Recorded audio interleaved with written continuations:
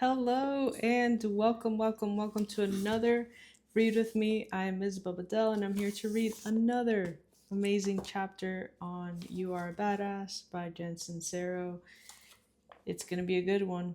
I can feel it. It's chapter number 7. I know you are, but what am I?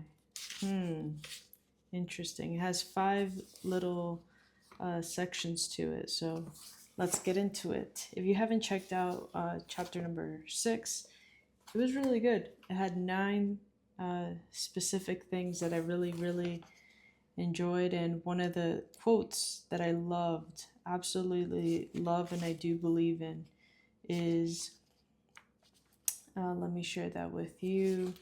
It is,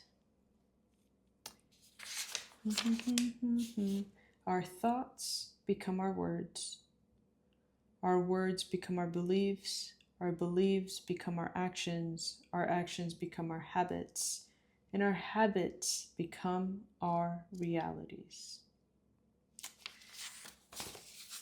That's powerful. And if you don't know, we have an amazing community on Instagram. Our company is Mind of Habit. So check us out on Mind of Habit on Instagram. We would love to connect and, get to know each other. We're all about personal and financial freedom. So our mission here is to impact billions of souls worldwide to achieve personal and financial freedom. And one of the tools that we're using is books. So that is why we're reading a book a month.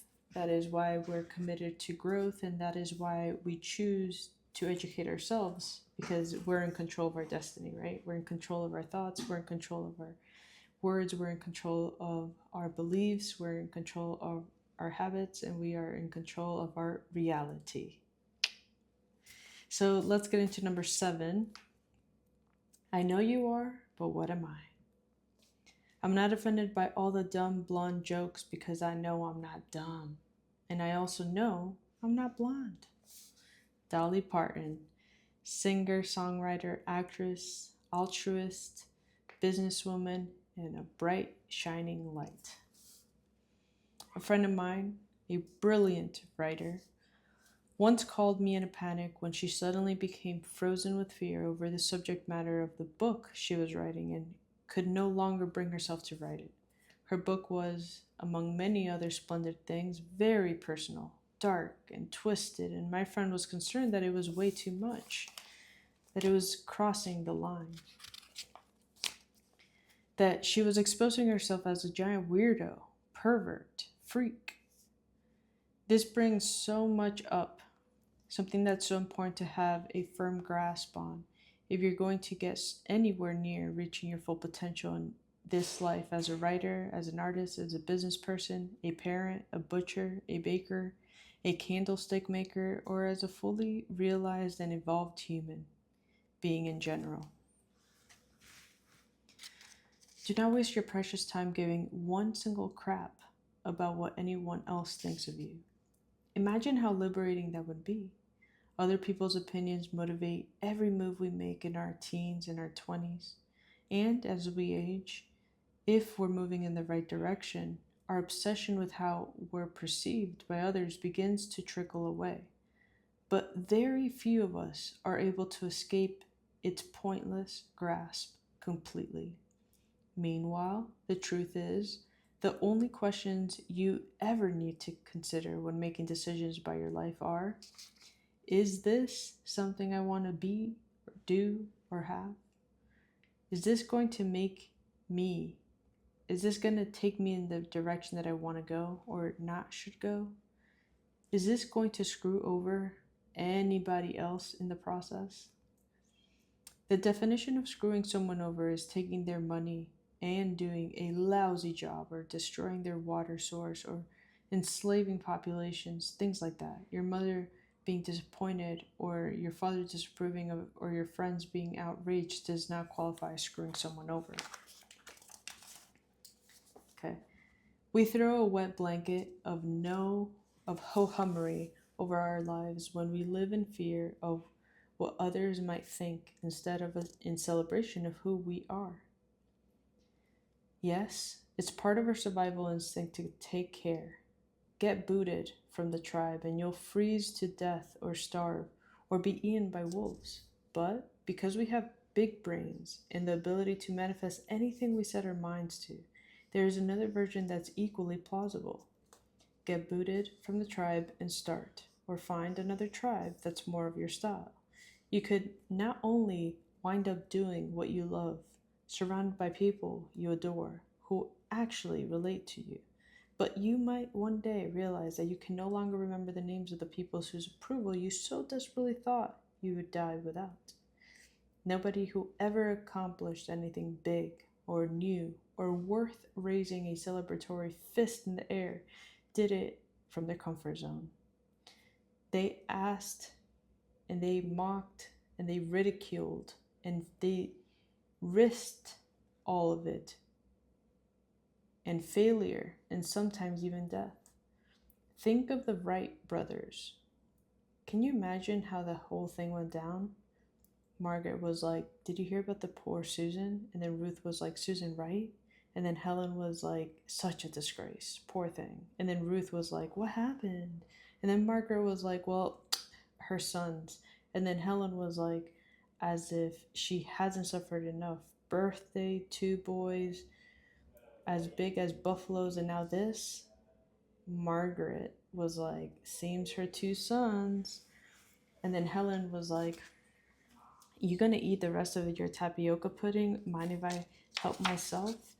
And then Ruth was like, "Tell me already, Margaret." And then Margaret was like, "Well, this is going to sound crazy as it is, but Helen was like, "And now her sons think that they can fly. Such a shame." So Margaret was like, "Her sons think?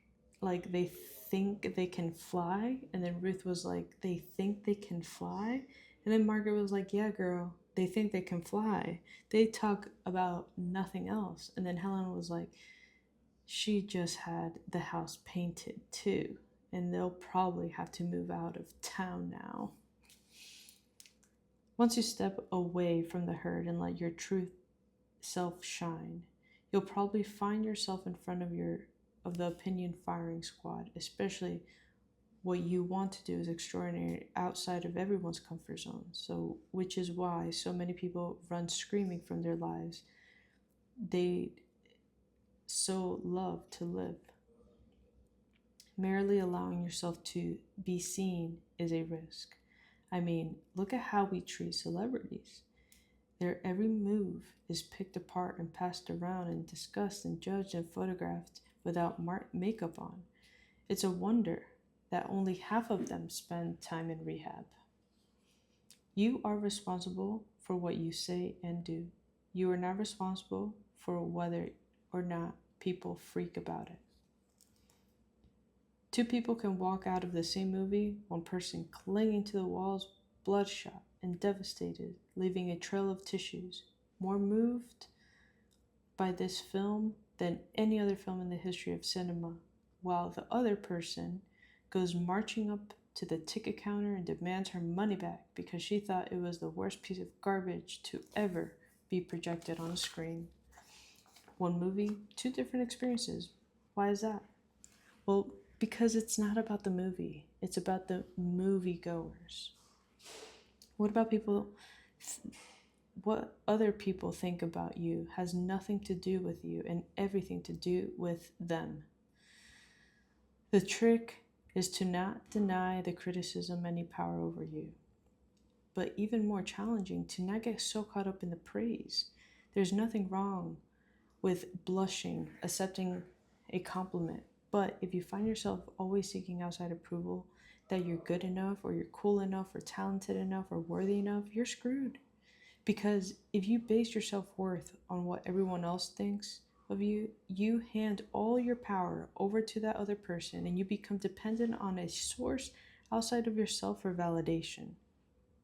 Then you wind up chasing after something you have no control over, and then should that something suddenly place its focus somewhere else or change its mind and decide that you're no longer very interesting, you end up with a very full-blown identity crisis.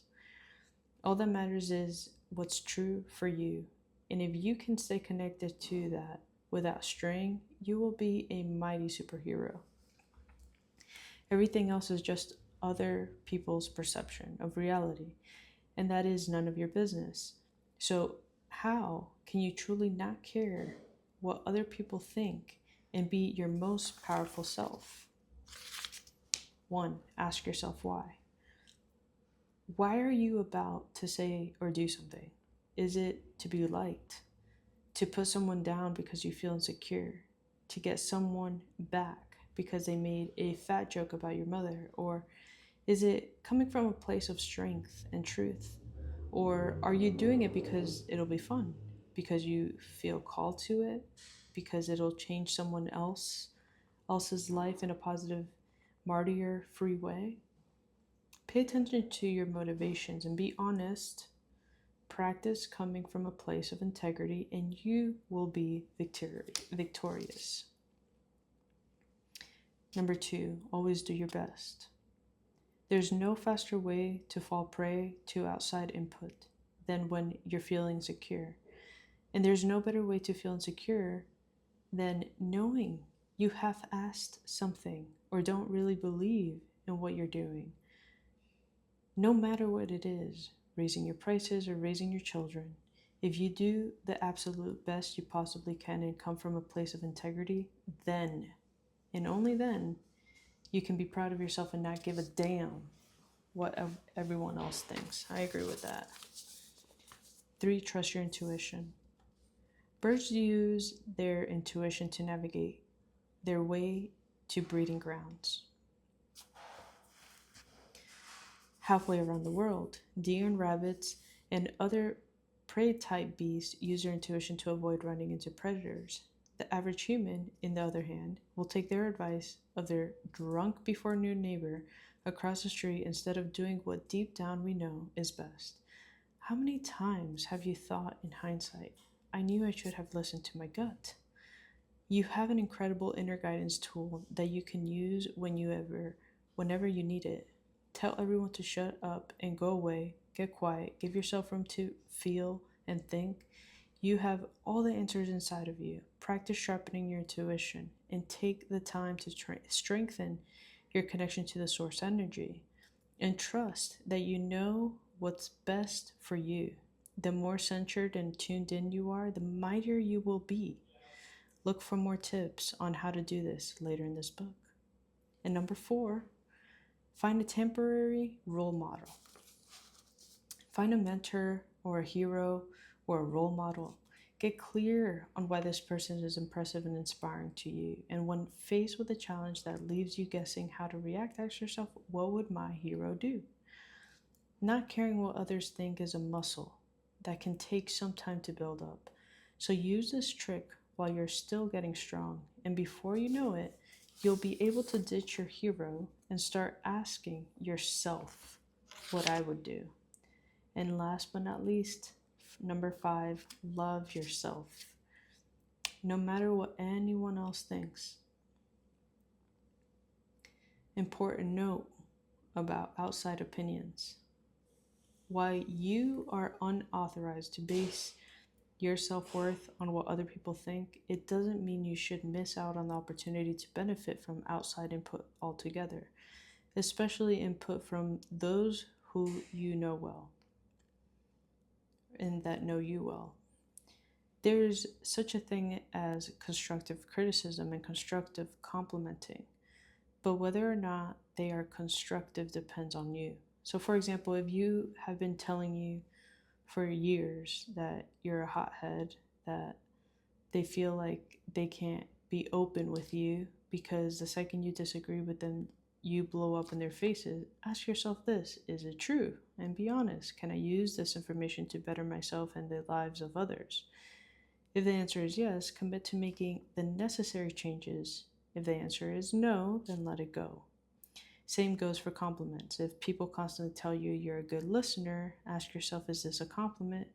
Is this compliment true for me? Can I use this information to better myself and the lives of others?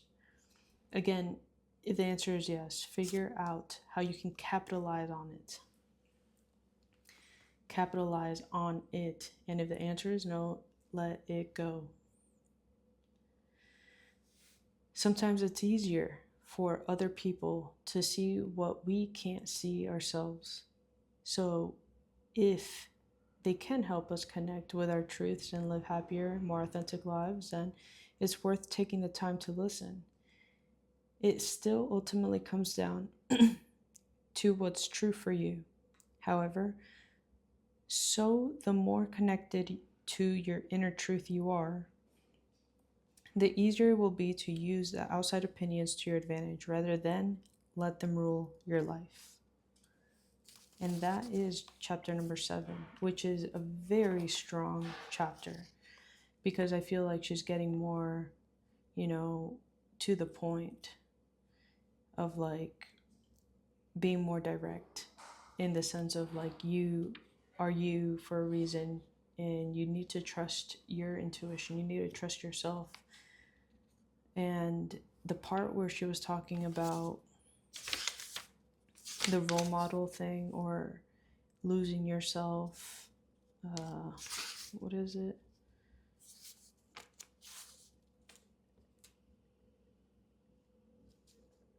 Oh, always doing your best with integrity. I think that part is so important.